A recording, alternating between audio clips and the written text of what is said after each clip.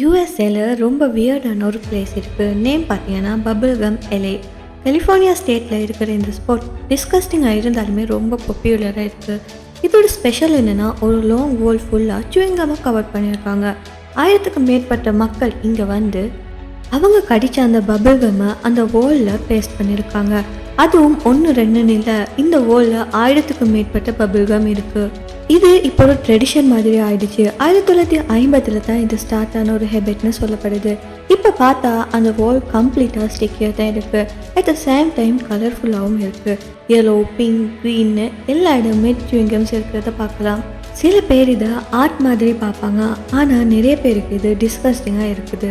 ஆனால் சர்ப்ரைஸான விஷயம் என்னென்னா, டூரிஸ்ட் எல்லாம் இங்கே வந்திருக்காங்க செல்ஃபி எடுக்க, ரீல்ஸ் போடுன்னு சொல்லி அவங்களும் அவங்களோட சுவிங்கம்மை இதில் பேஸ்ட் பண்ணுறாங்க. ஸோ இது உலகத்தோட ஒரு வியர்ட் அண்ட் டிஸ்கஸ்டிங் பிளேஸாக இருக்குது.